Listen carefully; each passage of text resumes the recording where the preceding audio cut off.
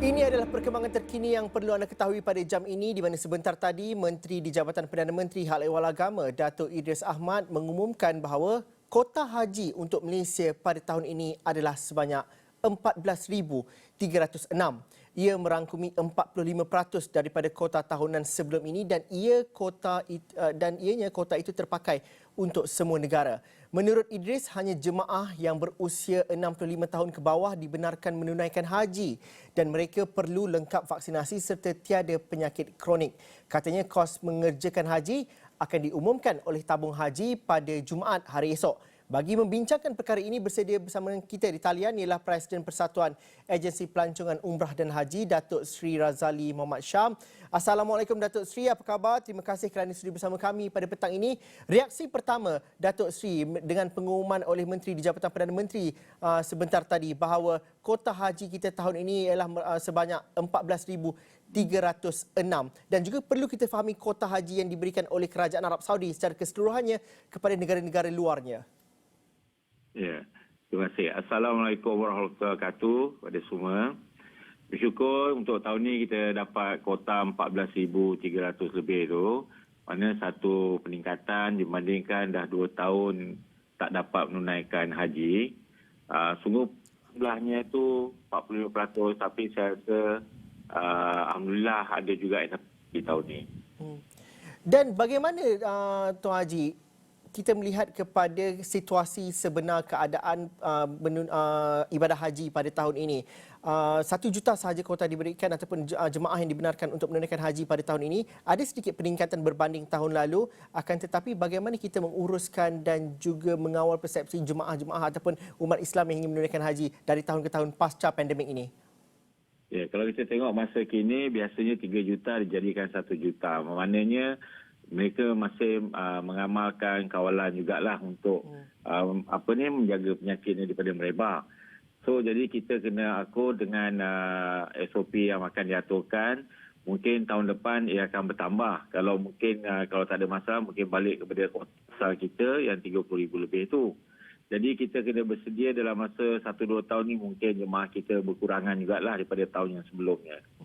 Syarat yang dikenakan oleh Kerajaan Arab Saudi untuk hanya mereka yang berusia 65 tahun ke bawah sahaja yang dibenarkan menunaikan haji dan mereka perlu lengkap vaksinasi serta tidak ada penyakit kronik. Bagaimana urusan dan juga syarat-syarat itu boleh dipatuhi dan juga dapat diselaraskan dengan baik oleh pihak agensi, pihak tabung haji dan juga pihak di Malaysia khususnya. Pada pandangan Datuk Sri, adakah ianya satu bebanan untuk pengurusan haji pada tahun ini? Ya, kalau kita kaji kebiasaannya yang sesudah Malaysia menghantar jemaah dan kebanyakan jemaah yang pergi adalah mereka umur kerana mereka menyimpan duit yang menunggu giliran sampai 30 tahun. Jadi oleh kerana demikian jemaah kita Malaysia kebanyakan yang dah berumur. Akan tetapi dengan syarat yang dibuatkan untuk 65 tahun ke bawah ni itu dari segi kawalan memang bagus untuk mengelakkan daripada jemaah kita sakit di sana. Kalau kita tengok yang sudah-sudah yang banyak sakit ataupun untuk menjaga dan menyelianya adalah pada mereka yang berumur 70 tahun ke atas sebagainya. Jadi kawalan yang dibuat tu memang baguslah menghadkan tidak melebihi 65 dan kesihatan yang fit. Dan kalau boleh kita minta setiap jemaah yang nak pergi itu diistimewa oleh Kementerian Kesihatan sendiri memastikan mereka tu layak pergi dari segi kesihatan. Dikhawatiri jika sana pergi dengan penyakit yang bergejala masih ada, mungkin takut tak terkawal di sana nanti. Datuk Sri, kalau kita lihat juga, saya rasa satu perkara yang menjadi tumpuan ialah hari ini ialah pengumuman jumlah kota jemaah itu. Tetapi yang kita tunggu juga ialah mengenai kepada bayaran dan juga kos haji dan juga subsidi yang bakal diumumkan oleh kerajaan. Dan kalau kita lihat kalau negara jiran seperti Indonesia juga ada peningkatan daripada segi kos dan itu juga dirancang ataupun dijangkakan untuk tahun ini. Pada pandangan Datuk Sri, apa yang kita dapat ramalkan dengan pengumuman oleh Menteri di Jabatan Perdana Menteri esok yang berkaitan dengan bantuan kos jemaah pembelajaran haji ini? Ya, kalau kita kaji dari segi kos, actual memanglah nilainya tinggi, 25 ke 35,000. Akan tetapi kalau tabung haji ada peruntukannya, yang mana daripada keuntungannya yang sepatut digunakan balik kepada pencarum, saya rasa tidak ada masalah. Pertama, dah 2 tahun tidak menghantar. So jadi pada kos yang nak menghantar tu boleh digunakan untuk tahun ini. Yang kedua, kita pun tahu kalau kotanya 30 dengan tambahan 10-40 ribu, tahun ni cuma ada 14 ribu.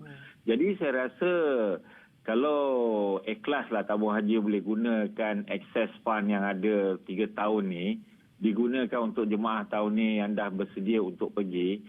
Jadi saya rasa memang lagi elok. Sungguh pun kita kata kalau nak pergi kita mesti berkemampuan dari segi kesihatan, dari segi kewangan, dari segi masa. Tetapi mereka ni yang mendaftar ni memang dah rancang dengan peruntukan yang mereka ada. Jadi kita minta tabung haji pertimbangkanlah ya yang tentang kos tu dengan 2 tahun tak hantar, dengan tahun ni yang kurang. Jadi kalau boleh janganlah dinaikkan. Ini pandangan kami pasal ni dari segi jemaah yang lain. Tetapi kalau nak naik tu memang kita tahu kos ni memang tinggi tahun ni. Mungkin kita dapat singkat ataupun kita flashback balik Datuk Seri sebab dan juga alasan yang diletakkan oleh kerajaan Arab Saudi dengan kenaikan kos ini Datuk Seri kalau kita dapat fahami. Ya, kalau kita pas tengok, pertama hotel tak semua hotel buka. Jadi apabila hotel berkurangan, automatically kosnya akan naik. Yang kedua mungkin dari segi kawalan jemaah dan sebagainya, hotel-hotel sana tahu yang hotel mereka ni in great demand, jadi mereka akan naikkan harga juga. Juga kalau kita kaji dari segi cukai ni kena VAT pun dah 15%. Jadi apa pun kos akan naik di sana. Dan kita tak tahu kos di Arafah Mina lagi. Kalau kita tengok asalnya dulu RM1,034. Tahun 2019 RM5,433. Dan tahun ini kita masih tak tahu lagi kos Arafah Mina berapa.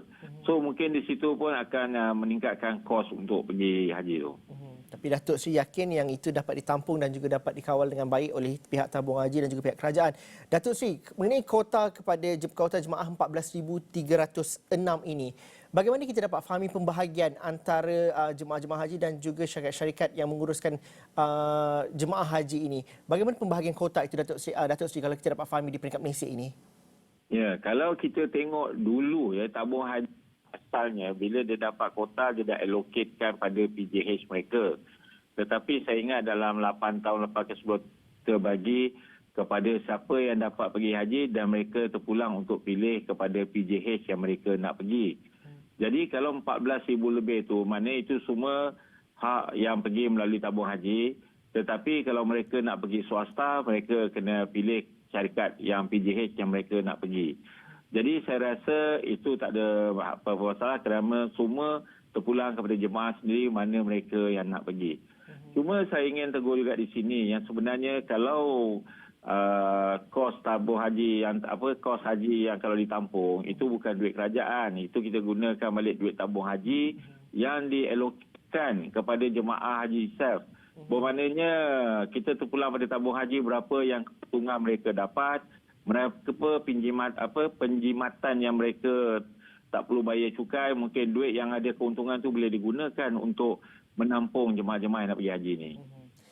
Anggaran Datuk Seri, berapa agaknya kos yang bakal diumumkan oleh pihak tabung haji dan juga pihak kerajaan esok kalau kita bandingkan dengan perbelanjaan haji dan juga kos yang ditanggung oleh jemaah pada 2019 kalau dibandingkan, apa yang kita dapat ramalkan esok? Anggaran harganya itu berapa Datuk Seri? Ya, kalau kita tengok harga memang naik.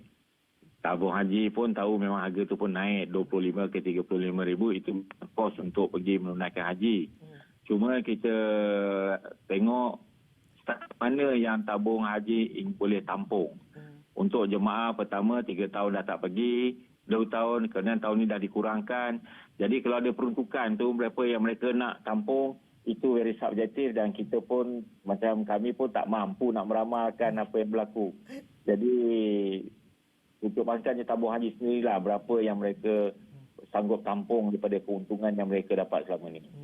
Akhir sekali Datuk Seri, bagi umat Islam ataupun mereka yang ingin menunaikan haji dan juga mereka yang menunggu nama mereka naik dan sebagainya, apa yang perlu mereka fahami dengan pengumuman sebentar tadi secara mudahnya untuk kita war-warkan kepada masyarakat dan juga umat Islam secara keseluruhannya? Ya, kita kena reda sama ada kita dapat pergi atau tidak kerana itu adalah ketentuan Allah. Jadi pertama kalau kita tengok 3 tahun ni sepatutnya dah 120,000, kita cuma dapat 14,000. Jadi maknanya untuk 3 tahun ni cuma boleh dapat 11% dia boleh pergi. Jadi kita semua kena reda lah pada yang dapat, bersyukur. Yang tu kita doa juga lah, manalah tahu last minute ada tambahan ke, dapat kota tambahan ke, kita pun tak tahu. Cuma diharap tamu haji tu kalau dapat kota tambahan tu gunakanlah sepenuhnya, jangan disimpan.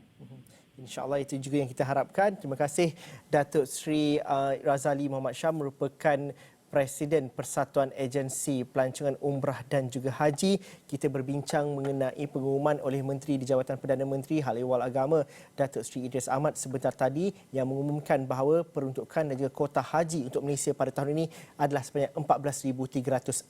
Perincian lanjut kami bawakan di astroawani.com dan juga dalam buletin-buletin yang seterusnya.